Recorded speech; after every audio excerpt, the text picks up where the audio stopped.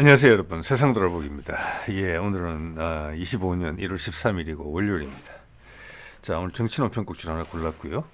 뭐 여러 정황을 봤을 때 많은 분들도 짐작을 하실 것으로 생각이 됩니다만은 윤석열의 체포영장 집행이 좀 임박했다.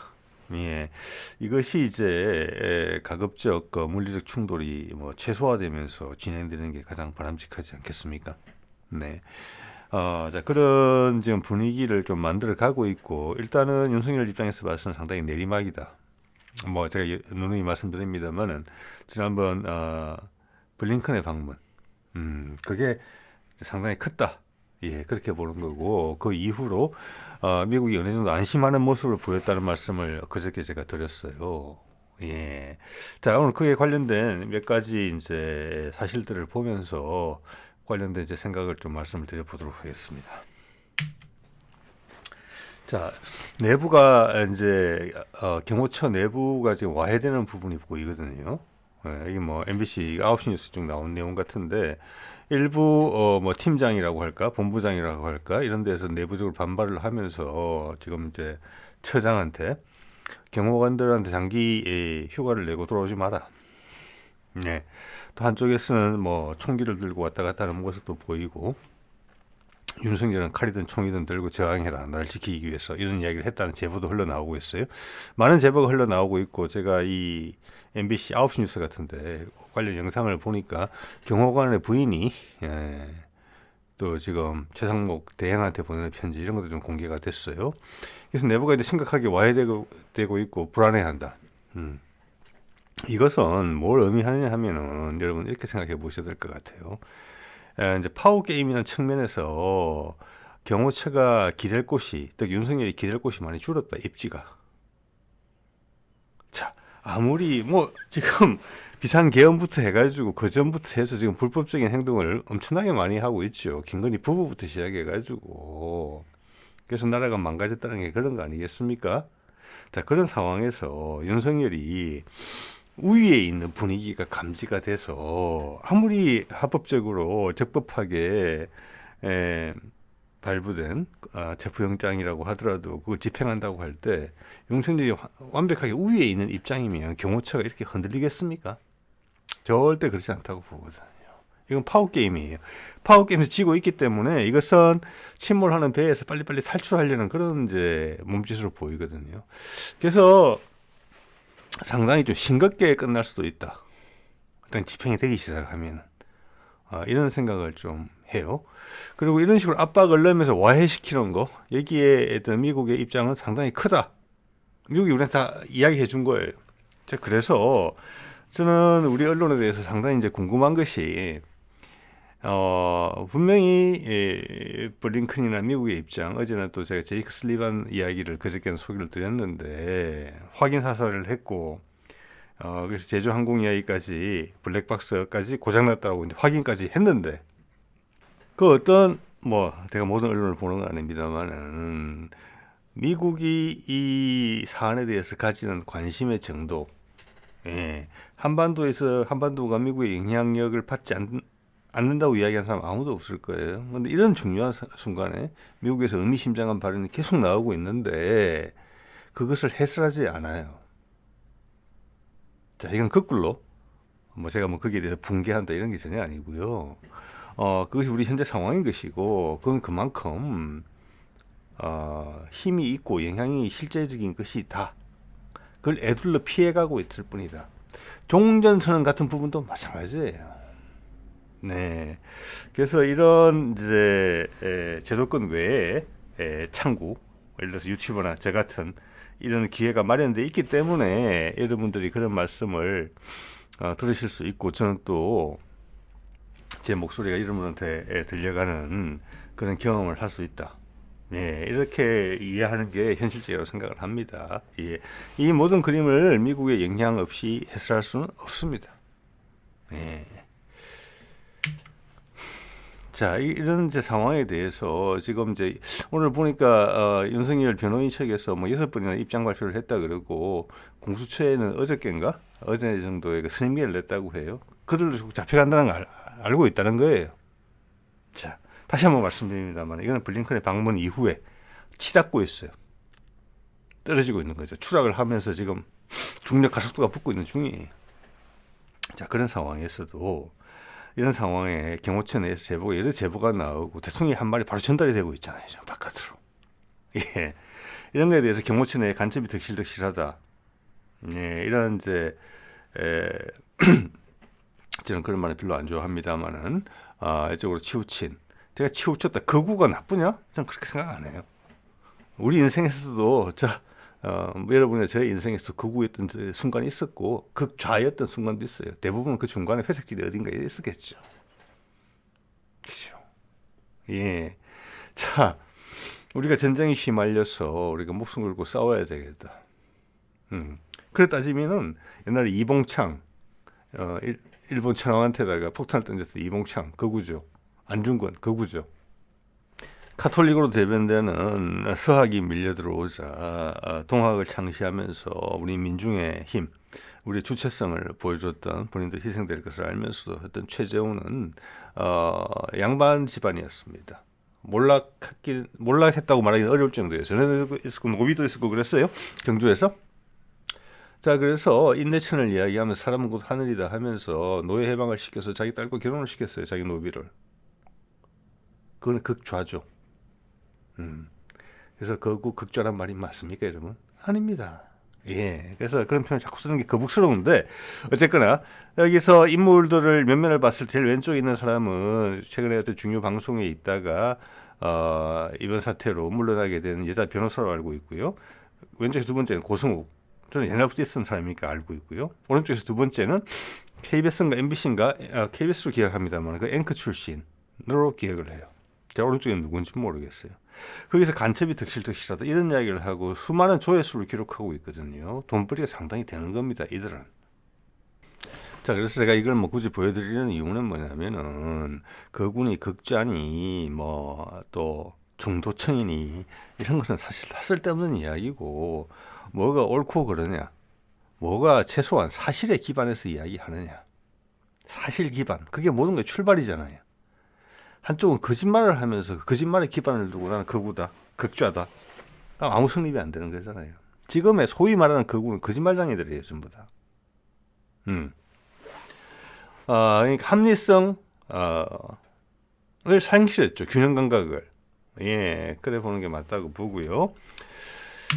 자, 여기 보면은 오늘 이제 내란 특검법이 다시 이제 만져져 가지고 다시 국회 법사위를 통과했기 때문에 이것은 뭐 국회에서 통과될 겁니다. 여기 추가된 것이 바꾸면서 아마 국민의힘의 요구 조건이나 정부 쪽의 의견을 반영해서 뭔가 좀 바꾼 게 있는 것 같아요. 그러면서 외환을 넣었어요. 북한에다가 전쟁을 유발하려고 했다는 부분에 대해서. 예. 자, 이런 부분에 대해서 국민의힘이 반발을 하고 있는데 요거는 조금 이야기를 해볼 가치가 있어요. 국민의힘이 뭐라고 그랬느냐, 대북 정책 두고 정치 공세다 이렇게 이야기했어요. 일견 맞는 말인 것 같아요. 이건 우리 정책인데 정치 공세다. 자, 근데 이걸 조금 뒤집어서 생각해 볼게요. 대북 정책인데 지금 수많은 흔적이 보이잖아요.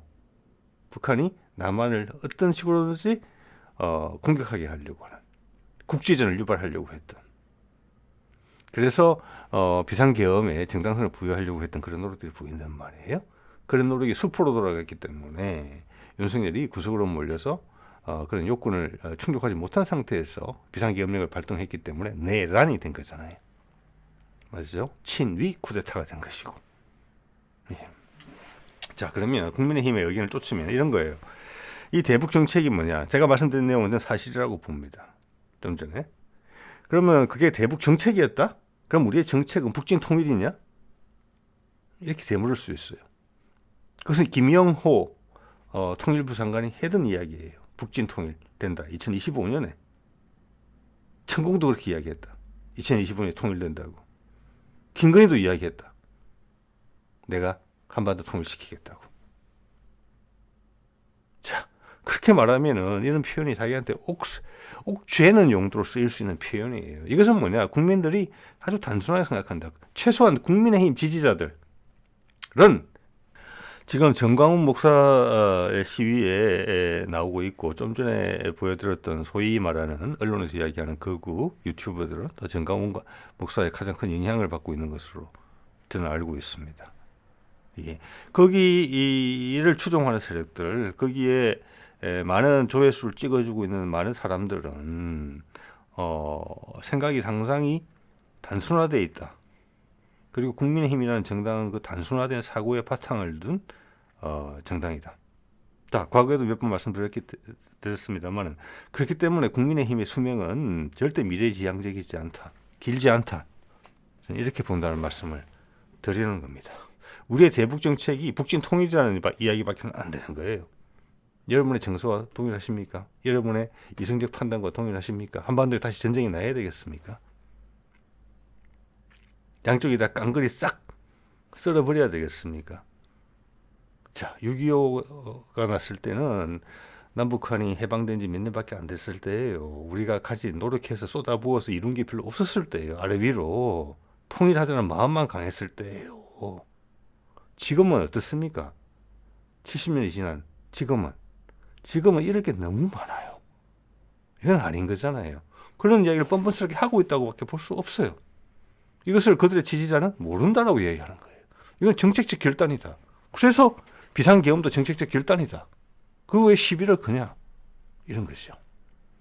그분들은 이 국민의힘 지지자들은 국민의힘 잘 알죠. 권성동이 검사 출신이잖아요.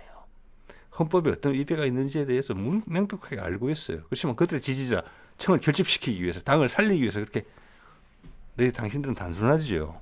그럼 단순한 이야기만 드릴게요. 우리 믿어주세요. 그 단순한 말을 믿고 상대방이 폭도로 돌변하더라도 저는 신경 안 쓴다. 이런 거예요. 그래서 제가 정치 논평을 시작할 때 세상 돌아보기 위해서 정치는 두 가지가 있다. 국민을 믿고 국민이 지혜롭기를 원하는 정치, 그래서 국민이 기대는 정치가 있고 국민을 계속 멍멍이라 꿀꿀이 마냥 바보로 만들어야만 내가 생존할 수 있는 정치가 있다. 나는 앞에 것을 세상 돌아보기는 앞에 것을 지지한다. 자, 여러분들 이제 쭉 제 채널을 보시는 분들 느끼시겠지만 세상의 분위기가 전자를 원하고 있어요. 그게 인류의 한 단계의 발전이에요. 우리는 그런 에너지가 이게 누적이 돼 있고요. 그래서 이들은 지금 살기 위해서 거짓 소리를 한다는 것을 본인들도 안다는 것입니다. 자, 그러자 이런 이야기도 나왔죠. 이것도 뭐 제가 전에도 말씀을 드렸고 이것은 뭐 제보가 여러 건 나온 것 같아요. 그걸 이제 공식화 시켰을 때는 이제 대북 풍선 도발 정황 이거는 군에서 보낸 정황이 있다는 이야기입니다. 예. 자, 또 이런 게 있죠. 제가 내용은 보지 않았습니다. 제목만 봐도 뭐 충분히 어떤 생각인지는 제가 알 수 있었기 때문에 위에 거 볼까요? 계엄을 해제했는데 왜 내란이냐? 이게 국민의힘 골수 지지층.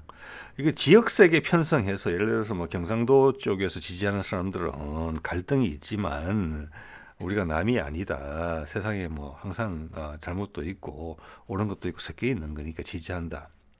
이 사안이 많이 부족하다는 점이 있다는 것을 안다. 이런 생각만 알고 주로 고령층에 있는 사람들.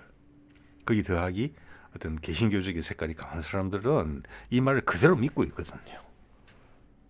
예. 이게 이제 우리를 멍멍이나 꿀꿀이로 보는 그런 정치판이거든요. 계엄을 해제했는데 왜 내란이냐? 말이 되는 것 같잖아요. 근데 계엄 해제를 누가 했습니까? 국회가 했잖아요. 자, 윤석열이 계엄을 시행해놓고 한두 시간 있다가 이게 잘못됐네. 취소했습니까? 그러면 최소한 이런 말은 할 수 있어요. 그런데 그가 잡아가두려고 했던, 해산하려고 했던 국회의원들이 있는 국회가 이걸 해제한 거예요. 예. 그러면 이것은 내란이 발생했고 그 내란이 실패했다는 거예요. 내란이 성공했으면은 옛날에 전두환이 벌을 받았을 때도 헌법을 위배해서 벌을 받았는데 쿠데타 건으로 벌을 받은 게 아니에요. 성공한 쿠데타는 처벌할 수 없다예요. 자, 그러면 이번 계엄이 해제가 안 되고 진행이 돼서 성공을 했다. 친위 쿠데타가. 그러면은 이런 말이 법 앞에 심판을 받고 헌재로 탄핵안이 올라가고 지금 체포영장 집행을 코앞에 두고 이런 사건이 발생 안 해요. 자, 그러면은 지금 국민의힘에서 주장하는 거는 어디에 있는 경우입니까? 이 경우의 수는 없는 거예요. 말이 안 되는 말을 하면서 그들의 지지층에다가 기름을 갖다 붓는 것밖에 안 돼요. 그럼 이 말을 믿고 따르는 지지층은 계속 바보가 되는 거예요. 우리 국민들이. 상당수의 국민들이. 예. 예. 그래서 내란이 실패했기 때문에 벌을 받고 있는 것입니다. 아주 단순하게 이야기하면. 네. 그래서 내란죄와 더하기 외환죄는 우리나라에서 가장 무서운, 가장 죄질이 안 좋은 죄예요. 네. 자, 또 밑에 거는 뭐냐면은 지금 경호처 내부에서 많은 제보들이 올라오고 있잖아요. 그 자체가 이제 경호처가 좀 와해되고 있다는 걸 이야기해 주는 것인데, 거기서 칼이라도 들고 막아라 이런 이야기를 했다고 제보가 들어온 거잖아요, 지금. 그런데 이게 아주 큰 문제예요. 엄청나게. 왜냐? 윤석열 직무 정지가 돼 있어요. 그래서 야당에서 최상목 대행한테 압박을 넣는 거라고요. 경호처는 이렇게 행동하라고. 왜? 윤석열은 지금 업무가 정지되어 있기 때문에 대통령이 가진 쥐기로서 명령을 내릴 수 있는 게 없어요. 저 경호처에 명령을 내릴 입장이 법적인 쥐기가 안 돼요. 그럼 대행이 내려야 되는 명령이에요.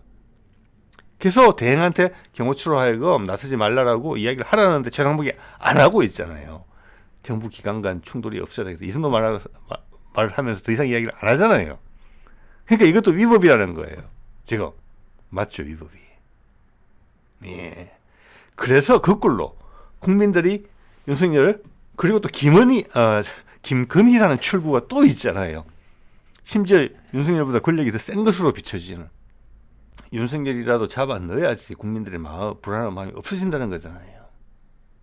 그래서 윤석열이 명령을 내린 것은 단순하게는 칼이라도 들고 막아라, 이런 희한한 소리를 할 수 있다는 부분에 있어가지고 제가 윤석열이 지금 직무 중지 상황에서 아주 넓게 보면은 무한 참사건도 들어갈 수 있는 가능성이 있다라고 제가 말씀을 드리고 있는 거잖아요. 그래서 아마 많은 분들이 동의하실 겁니다. 왜? 언론들이 회피하고 그걸 지적하지 않으니까. 자, 이거는 오늘 또 국회에서 좀 추가로 나온 이야기죠. 이런 식으로 해서 지금 이제 파워 게임을 하고 있다고 보시면 돼요. 아까도 경호처 말씀드릴 때도 이야기를 제가 했지만, 모든 게 법적인 문제, 법으로만 해결되는 게 아니잖아요. 예, 여기는 이제 지형이라는 게 중요합니다. 이 법이 관철될 수 있는 분위기가 형성이 돼야 돼요. 자, 그런 점에서 이제 국민의힘 같은 경우는 최소한 스스로를 데미지를 최소화해야 되겠다. 즉 우리 뭐라고 할까, 열성 지지층을 잃지는 말아야 되겠다. 심지어 윤석열을 버리는 한이 있더라도 그들도 다 알죠. 지금 이게 윤석열 정부와 한몸이었던 검찰에서 그 지금 수하 장성들을 고소장을 내면서 윤석열을 내란 수괴로 이미 지칭했잖아요.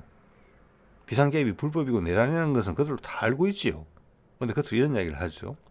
자, 제가 오늘 오전에 산책을 하면서 보니까 우리 동네 국민의힘 의원이 아니고, 지금 여기는 이제 제가 있는 곳은 민주당 의원이 있고 뭐 지역위원장 뭐 이런 사람이죠. 거기서 야당이 주도한 야당의 사기 탄핵에 대한민국이 속았다. 이것은 오늘 좀 다른 보도들을 봤을 때 아마 국민의힘 관련된 모든 현수막에 그런 유료 걸었던 것 같아요. 자, 이건 직계를 유도하면서 윤석열을 막겠다는 것보다는 우리를 결집시키겠다는 거예요. 그런 기색이 좀 보인다는 거예요. 정치공학적으로. 네, 그거는 충분히 개연성이 있다고 봅니다. 이걸 윤석열을 구하겠다는 게 아니고 본인들을 지키겠다는 거예요. 그러기 위해서는 윤석열을 위해주는 것처럼, 윤석열의 탄핵을 막는 것처럼 윤석열에 충성하는 사람들을 또 속이고 있어요. 거꾸로 이야기하면. 네, 상당히 이제 과거 방식이죠. 예.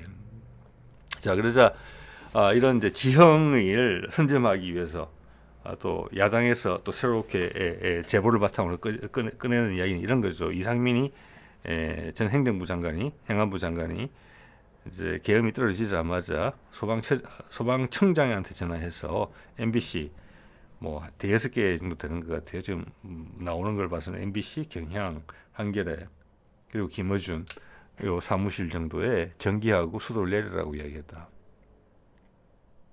자, 제가 말씀드리죠. 이것만 보더라도 각 부서에 장관, 차관, 그리고 그 이하의 주요한 부서장들한테는 다 공유가 됐다고 보는 게 맞아요. 그래서 이 싸움이 어려운 싸움이라는 겁니다. 그래서 최상목도 사실은 그 그룹에 당연히 포함되어 있는 사람이에요. 그런 사람들로 둘러싸여져 있고 본인도 그러해요. 그런데 그가 무너지면서 이 정도까지 지형이 형성돼서 경호처가 와야 되는 분위기까지 왔다? 이것은 뒤에 미국의 힘이 없으시면 안 된다. 야당 혼자만의 힘으로는 안 된다. 그래서 윤석열이 계엄이 끝나고도 계엄은 또 할 수도 있다부터 해서 여러 가지, 그리고 그 밑에 있는 국무위원들이 또다시 계엄할 수 있다는 분위기를 계속 유지시켰던 거예요. 그냥 국방부도 포함되어 있고 HID 요원도 한 달 정도까지 작전 대기 중이었잖아요. 다른 많은 곳에서도 그랬을 겁니다. 그래서 미국이 나섰다.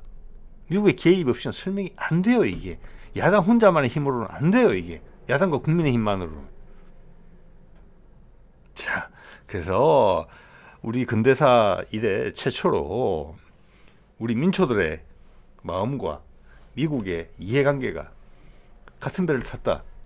이것이 큰 동력을 발생시키고 있다. 그걸 여러분이 목도하고 계시다. 이렇게 보셔야 돼요. 자, 그런 미국인데 여러분 그거에 동의하신다면은 왜 제주 항공권을 그렇게 덮으려고 하느냐? 네, 그래서 제주 항공권은 저는 더더욱 의심을 한다는 것입니다. 자, 이런 이제 미국의 뒷배가 있기 때문에 강한 싸움을 걸었고, 저쪽에서는 전열이 지금 무너지고 있다. 이렇게 보는 거고요. 그거의 핵심은, 자, 새롭게 올라간 내란 특검법, 이게 외환 포함해서 국회는 당연히 통과를 할 거고요. 절반만 이제, 절반의 표를 얻으면 되는 거니까, 이게 최상목한테 다시 가는데, 지금 이 바뀌어진 상황에서, 지난번에 특검에서, 그때는 블링컨 오기 전이에요. 그때 특검법을 거부권 행사했거든요. 이번에 과연 어떨까? 내일 지금 국회에서 통과될 가능성이 높거든요. 왜 내일일까? 뭐 가급적 빨리 한다는 측면에서 내일이 맞는데 내일은 윤석열의 체포영장을 집행할 가능성도 높은 날이에요. 자, 그러면 지난 한 일주일간 최상목의 마음이 그 사이에 블링컨이 오고 미국의 제이크 슬리반이 이야기를 까고 한국은 정리가 됐다. 민주적으로 합법적으로 빨리 될 것이다. 그게 미국 이해에 부합한다. 제주항공권도 정리했다. 최상목의 판단은 어찌되느냐. 내일 잡혀가는 모습을 본 다음에 여기서 최상목이 또 거부한다. 이러면은 윤석열은 계속 어떤 일말의 희망을 가지고 김건희와 손을 잡고 어떤 일을 또 벌이려고 할지 몰라요. 체포가 된다 하더라도 김건희 살아있잖아요. 최상목이 여기서 이 법을 통과를 시킨다면은 짧게 끝날 거예요. 그 정도 말씀드릴 수 있을 것 같아요. 자, 그저께 말씀드린 제이크 슬리반의 핵심 이야기를 한번 더 해드릴게요. 한국의 정치 위기가 한국 헌법에 따라 가능한 한 빨리 해결되는 것이 미국의 안보 이익에 부합한다. 즉, 이 말은 뭐냐? 최상목 특검법 받아라라는 거예요. 쉽게 이야기해서. 맞죠? 예. 이게 미국의 입장인 것입니다. 빨리 이 골칫거리를 해결하고 싶다. 미국은 우리 이상으로 불안해하고 있습니다. 여기서. 예, 그래서 내일 최상목이 이 특검법을 밟지 않는다. 자, 그렇게 되면은 윤석열 쪽에 힘을 받을 가능성이 있어요.